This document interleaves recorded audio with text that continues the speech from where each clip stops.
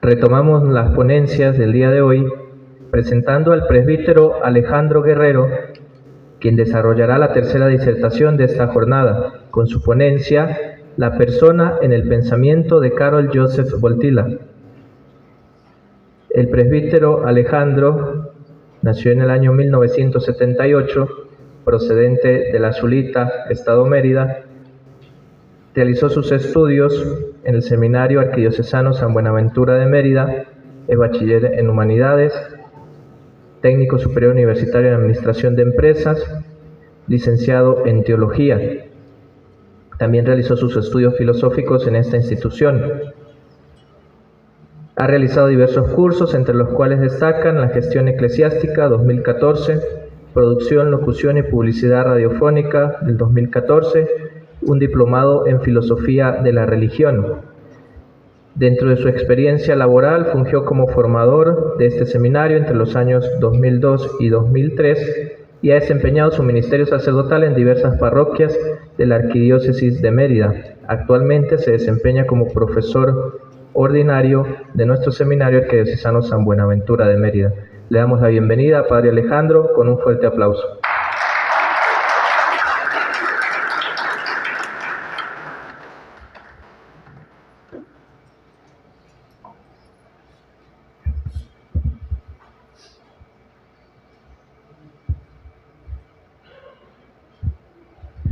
Bien, buenos días. Vamos a tratar de analizar un poco lo que es el concepto de persona en este filósofo Karol Wojtyła o Wojtyła, que pues para la Iglesia representa mucha importancia porque sabemos que es el Papa San Juan Pablo II, ¿no? ¿Qué podemos decir sobre la realidad de persona en el pensamiento de este filósofo? Este filósofo, Karol Wojtyła, pues tiene una formación eclesial, tomista, luego hace sus estudios de la filosofía de Max Scheler y pues tiene toda esta visión de lo que es la filosofía aristotélica, filosofía tomista. Luego con Max Scheler pues se acerca un poco a lo que es la fenomenología. Y comienza él a hacer sus disertaciones filosóficas sobre el hombre. ¿Y esto por qué? Porque retoma, a pesar de ser tomista, pues retoma de esa filosofía moderna, pues colocando al hombre en el centro pues del pensamiento y de la disertación filosófica. Y esto es lo que lo lleva pues a tratar de discernir lo que podría ser una ética filosófica, basada pues en esos principios que ha tomado de Scheler. Sin embargo, esta realidad lleva a este filósofo a darse cuenta de algo, que solo es posible entender una ética fundamentada o soportada en una antropología filosófica. Recordemos que ya para el año de 1960 aparece esta obra de Amor y Responsabilidad, donde se habla pues desde la sexualidad sobre ese aspecto ético fundamentado pues en los mismos valores, como esas realidades que llevan al hombre a fundamentar su acción precisamente en evitar el mal haciendo el bien. Pero esta realidad va llevando a este filósofo a ir, por decir así, buscando, hasta que en 1969, pues nos da esta obra que es Persona y Acción, donde él trata de ver, alejándose un poco de la filosofía aristotélica, retomando algunos aspectos de la fenomenología, pero centrándose ya en una realidad antropológica que lleve precisamente a mostrar al hombre frente a sí mismo, pues trata de ver al hombre desde la acción. Este libro, Persona y Acción, esta obra, pues consta pues de 5 aspectos fundamentales. Está dividida en 7 capítulos. Y lo primero que nos presenta el autor es una introducción, ¿no? En esta introducción, él nos hace ver cuál es el método y cuál es el objeto del cual pues él hace uso para su investigación y para su disertación. Y ciertamente, aunque retoma la fenomenología, no es fenomenología. Y hace, por su formación tomista, pues hace uso de la inducción aristotélica, pasando pues de experiencias particulares a conclusiones universales. Y esta experiencia particular de la que él comienza pues su realidad o esta conformación, digámoslo así, de su pensamiento, no es una experiencia, digámoslo así, de la conciencia pura, fenomenológica, sino que esta experiencia es la acción del hombre, lo que el hombre hace. Sabemos que el hombre es persona porque realiza acciones, dice este filósofo Wojtyla. Las experiencias del hombre se pueden denominar también vivencias. Y estas realidades que son vivencias son lo que hace precisamente que se pueda determinar esa jerarquía de valores, lo que es el ethos, que pueden llevar a motivar las acciones propias del hombre. Esas acciones, que son precisamente estas vivencias, pueden ser o llegan a ser lo que son los hábitos. Y los hábitos, si son buenos, llevan al hombre a la perfección. Si los hábitos son negativos, malos, pues llevan al hombre precisamente a todo lo contrario, es decir, no a la perfección, sino a la imperfección. Por lo tanto, los hábitos son experiencias habituales de la moralidad, pues en los hábitos que incorporamos nosotros demostramos que valen más unas cosas que las otras, y por lo tanto nosotros hacemos una elección. Elegimos qué es lo mejor, y de acuerdo a esa elección, pues nosotros actuamos.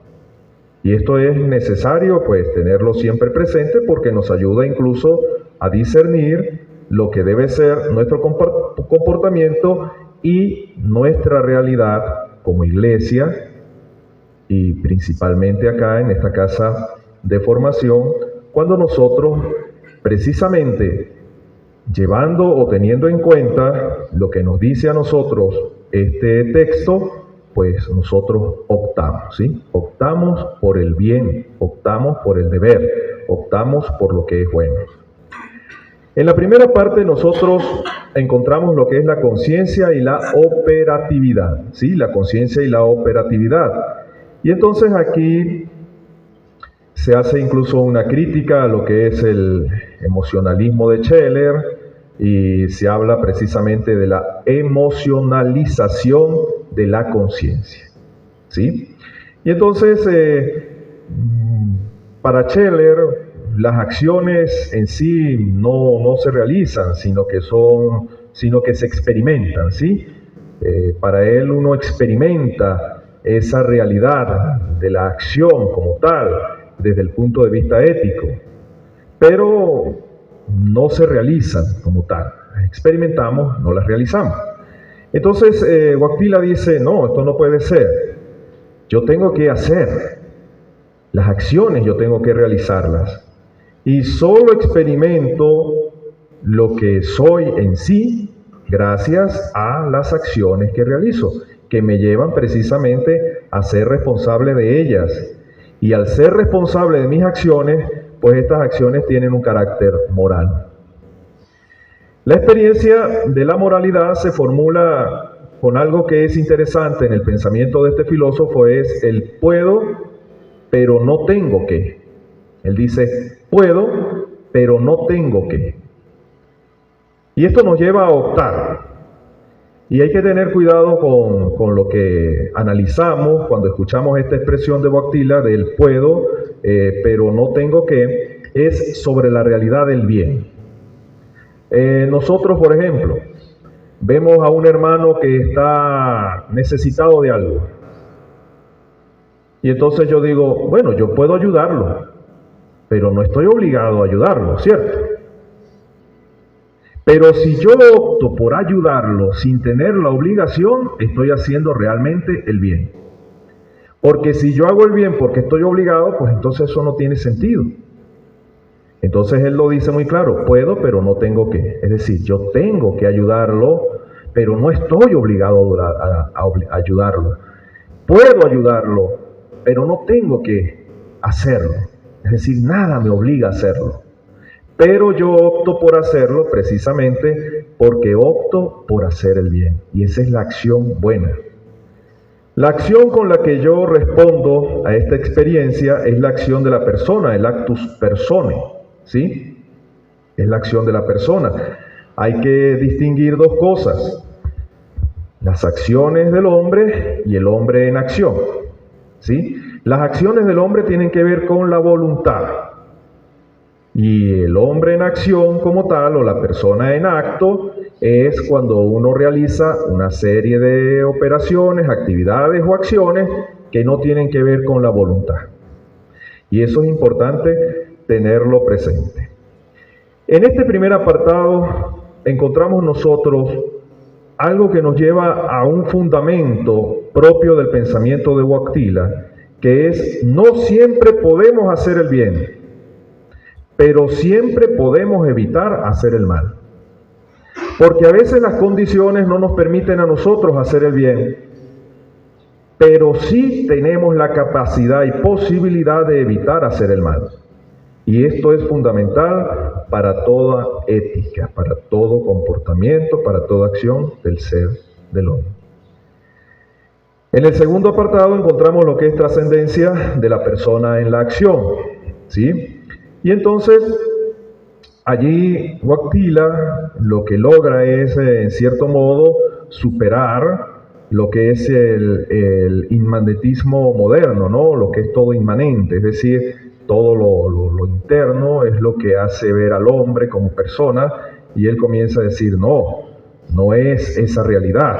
Por eso él se aleja de lo que es la filosofía aristotélica, tomista, o tomista aristotélica, porque él dice, bueno, nosotros no vamos a estar hablando de acto, potencia, accidente. Desde el punto de vista de la fenomenología, nosotros no vamos a hacer una reducción para llegar precisamente al fenómeno, dejando a un lado el objeto, no, sino que nosotros vamos a darnos cuenta de que somos lo que realizamos, y a través de las acciones que uno realiza es que puede lograr salir de sí mismo a través de esas acciones. Por eso es que nos va a llevar esta realidad al encuentro de persona, es decir, el encuentro con el otro solo a través de la acción, y esa realidad de la acción me va a hacer entender, comprender que soy yo, me hace estar frente a mí mismo, y al estar frente a mí mismo, salir de mí para ir al encuentro del otro. ¿Sí? Pero esta realidad no es una realidad de tipo ontológico, sino que esta es una realidad que nos expresa a nosotros una forma de ver la existencia misma del yo y la existencia del otro desde la acción. Desde la acción. Por eso nosotros estamos acá frente, en cierto modo, a un personalismo, ¿no? Y vamos a ver que se aplica en sí lo que es la norma del personalismo. Tenemos experiencia de las personas que nos rodean precisamente por la acción. Pero ¿a qué tiene que llevarnos todo esto? Tiene que llevarnos a un pensamiento cuando nosotros encontramos al otro, gracias a la acción, porque también el otro, su persona está determinada en sus acciones, pues nosotros al estar en ese frente al otro nos damos cuenta de algo. Y es que esa persona tiene mayor estima para nosotros que las demás cosas que nos rodean. Si esto no es así, pues nosotros estamos fallando. Si nosotros no consideramos que la persona, es decir, el otro, debe tener en mí mayor estima que las demás cosas o demás realidades que nos rodean, es decir, que la persona está por encima de todo, pues nosotros allí estamos por un mal camino. ¿Por qué? Porque esto generalmente lo vemos. Y no es que lo vamos a ver nosotros acá en nuestro seminario y acá, no, sino que lo vemos en todas estas corrientes del pensamiento que tratan de dirigir el mundo. Corrientes donde la persona no es tomada en cuenta, porque vale más lo material, valen más las cosas que las mismas personas. Y por eso el pensamiento de este filósofo, pues, es una respuesta a su tiempo, pero también es una respuesta a lo que estamos viviendo hoy, o sea, decir que hay una proyección en su pensamiento hacia el futuro. Cuando nosotros vemos todas estas realidades que se están presentando, precisamente, que si muchos hablan del nuevo orden mundial, muchos hablan del Memorándum 200, otros hablan de la Agenda 2030 o 2030, todas estas cosas. Y si nosotros vemos y leemos este texto, nos damos cuenta de que encontramos allí muchas respuestas a la realidad que estamos viviendo hoy, ¿sí? Entonces, cuando el hombre descubre el don desinteresado que representa para él la otra persona, en cierto modo descubre también en el otro el mundo entero, es decir, el mundo que le rodea. Es decir, que al encontrarse en el otro y lograr descubrir en él su misma realidad desde la acción, pues viene precisamente la idea o concepción del mundo. Cuando nosotros, lo dice él, cuando nosotros vivimos de acuerdo a lo que sentimos y pensamos, pues somos responsables. Si nosotros vivimos conformidad a lo que sentimos y pensamos, somos responsables de lo que hacemos. Cuando nosotros nos dejamos llevar y nos distraemos en cierto modo en nuestras acciones, de repente uno hace algo y de repente, bueno, tú eres determinado por lo que hiciste. Pero uno dice, ay, pero es que yo lo hice sin pensar. Yo no pensé que eso iba a producir tal efecto. Lo que decía acá el ingeniero, ¿no? Bueno, ya lo dicho está. Lo hecho está. O sea, puedes pedir perdón, puedes hacer todo lo que tú quieras, pero ya esa realidad está allí. Y tienes que dar respuesta, tienes que responder por esa acción. Y por eso nosotros realmente actuamos con responsabilidad cuando actuamos y vivimos conforme a lo que sentimos y pensamos. Es decir, que así como le dicen a uno, piensa muy bien lo que vas a decir, debes pensar muy bien lo que vas a hacer. Y esto nos lleva no solamente a tener una responsabilidad frente a nosotros mismos, sino la responsabilidad frente al otro, que es necesario tener siempre eso presente. Por eso es que cuando esa responsabilidad es llevada o es observada o se puede objetivar como un servicio al otro, entonces nosotros llegamos precisamente a la norma personalista, que es la clave precisamente que objetiva la ética. Cuando nosotros realmente hacemos de esa responsabilidad de nuestras acciones un servicio al otro, allí se está objetivando la ética. Si nosotros no hacemos esto, pues nosotros hacemos por hacer, y a veces en esas acciones no colocamos precisamente la realidad propia del encuentro con el otro.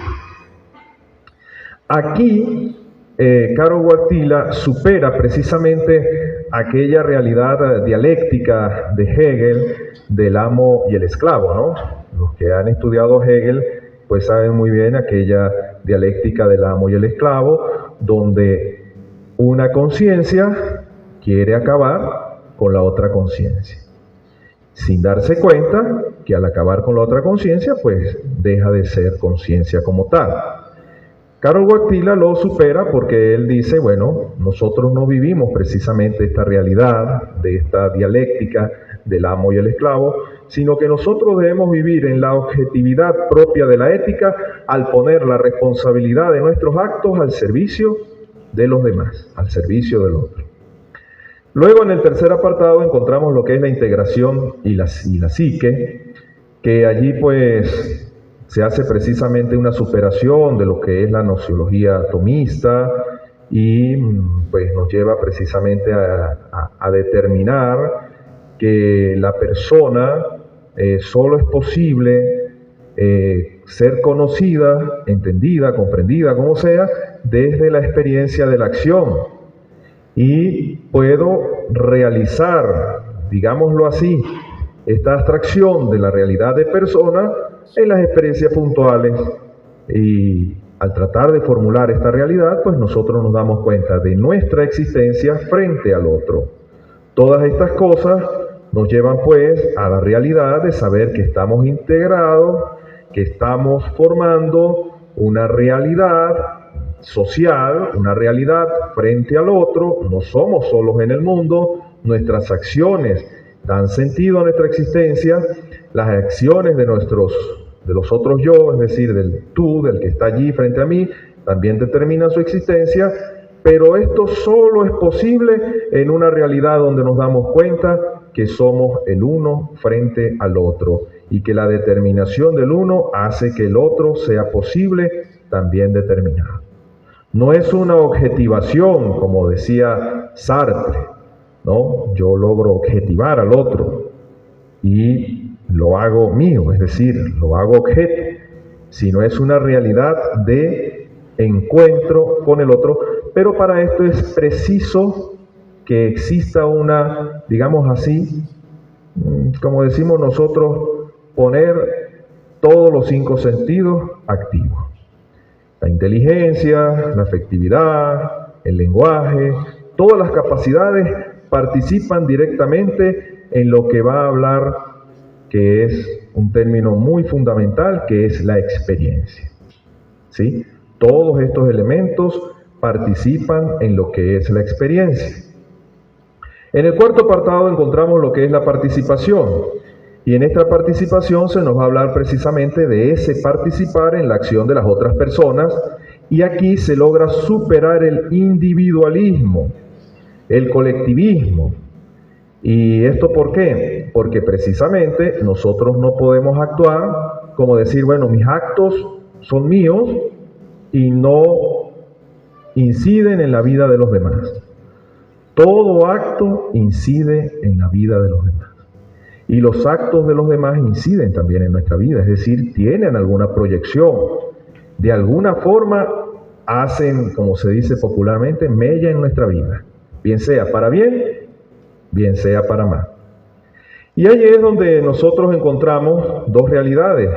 La relación yo-tú, que es una relación o una dimensión netamente interpersonal, la relación yo-tú, y la relación nosotros, que es una dimensión social, en la que se manifiesta pues lo que son las comunidades concretas, ¿sí?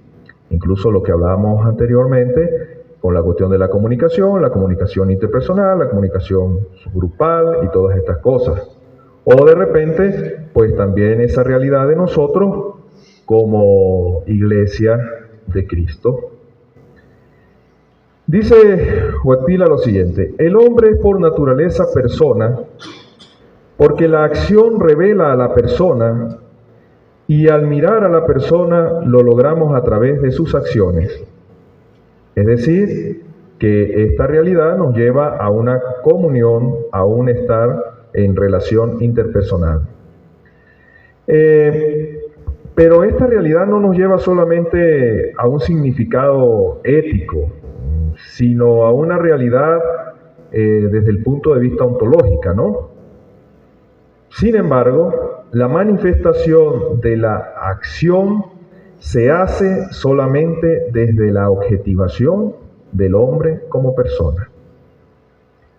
¿Por qué? Porque ya nosotros no estamos hablando de realidades que están más allá, como para hacer una reducción e ir al fenómeno, o como para de repente decir, bueno, el hombre está en este momento en potencia, es tal cosa, potencialmente esto, en acto es esto, no, sino es la realidad propia del ser en la acción, ¿sí? Esta estructura de relación yo-otro se presenta no solo exclusivamente de forma ontológica, ya lo hemos hablado, sino a la vez como una estructura de la conciencia y de la experiencia, ¿sí? La experiencia es el proceso primario y vivencial por el que la persona se relaciona con el mundo. Esa es la experiencia. Cuando le pregunten a ustedes cuál es la experiencia según Wojtyla, pues no es otra cosa que el proceso primario y vivencial por el que la persona se relaciona con el mundo. Pero esto tiene que llevarnos a la comprensión, porque si no hay comprensión, pues esto no nos sirve de nada. Y entonces la comprensión es la consolidación cognoscitiva de esa experiencia. Esto es interesante tenerlo siempre presente. Entonces, primero, comprender la correlación que existe entre la persona y la acción. Esto nos lleva a nosotros a la experiencia, pero una experiencia que es razonada, que es comprendida y por lo tanto incluso puede ser explicada. Si no existe esto, pues es muy difícil lograr consolidar lo que es la realidad de persona. La relación que se establece entre el yo y el otro como otro yo es también a nivel consciente y experiencial. Y decimos también porque ya hemos afirmado que no se trata solamente de una estructura ontológica, ciertamente que sí, pero no es solamente esto, sino que tiene que ver con la experiencia. La otra persona es incluida no solo como objeto de referencia correlativo al yo subjetivo, sino como un yo, que él lo dice, analógico, es decir, una realidad que es totalmente distinta a mí, que está frente a mí y que se manifiesta gracias a esa experiencia, gracias a esa realidad de la acción. El hombre es un ser relacional. Esta realidad nos lleva a entender que es un ser que por necesidad está en diálogo y además de estar en diálogo está en participación. ¿Sí? En diálogo con el otro y participación de una realidad total donde nosotros en nuestras acciones somos determinados al igual que el otro es determinado en su acción. Y allí es donde nosotros encontramos esta realidad donde dice que Karol Wojtyla en este texto de Persona y Acción nos dice que es por sí y en sí, pero al mismo tiempo existe para los demás en diálogo y participación. Es decir, que el hombre, la persona, es por sí y en sí, pero existe para los demás en diálogo y participación. Es en sí, es por sí y en sí, pero solo existe frente a los demás en diálogo y participación. Entonces, la experiencia es también y sobre todo la realidad. Esta experiencia que nos propone Karol Wojtyla es donde nos dice que el hombre nos es dado como aquel que existe y obra. Y tal obra es al mismo tiempo un yo y otro fuera de mí. Hay una expresión de Karol Wojtyla que es interesante tenerla presente, donde él dice, Dios te me ha dado, y habla pues allí de la conciencia del don, ¿no? En esta realidad es donde vamos a llegar ya a la conclusión de que nosotros somos precisamente ese don de Dios. Estamos hablando de Karol Wojtyla, un filósofo cristiano, y no podemos entendernos nosotros sin ese sentido de ese don divino. Pero ese don divino solamente se puede manifestar desde la acción. ¿A qué nos lleva entonces todo esto como conclusión? A que el hombre es persona solamente entendiendo la persona como el que actúa, persona y acción. Y esa persona y acción es la única que es capaz de estar frente al otro y determinar al otro como un ser que también actúa, que es totalmente distinto, con el cual, por la misma acción, tiene participación y diálogo. La experiencia nos lleva a entender que es la realidad puntual con la cual se inicia esta realidad de conciencia, frente a la otra conciencia que es el yo. Pero solo en la comprensión nosotros podemos obtener esa realidad suficiente que nos lleva a salir de nosotros mismos para estar en el encuentro con el otro. En resumen, la persona es determinada en la acción. Y la acción se determina precisamente por la conciencia que ha nacido de la experiencia que nos lleva a encontrar al otro y desde ese encuentro con el otro ser responsable y colocar nuestra responsabilidad al servicio de los demás. Bueno, esto es así muy así por encimita, pero nos hace ver precisamente lo que significa en sí la persona en el pensamiento de este filósofo como acción. Y que da respuesta a todas esas incertidumbres que nacen precisamente hoy en día por todas estas corrientes del pensamiento, por todas estas ideologías que están pues hoy muy, digámoslo así, de boca en boca y que están llevando pues lo que es la dirección o dirigiendo pues al mundo. En cuanto al hombre, en cuanto a la realidad de género, en cuanto a todas estas realidades que se nos están presentando, pues recordemos lo siguiente. Si existe la experiencia y existe la comprensión de la misma, y desde esa realidad nuestras acciones son ejecutadas como una objetivación real de nuestra conciencia moral, nosotros estaremos obrando el bien, no por deber, no porque se nos impone, sino porque realmente nos nace. Yo puedo, pero no tengo que. Gracias.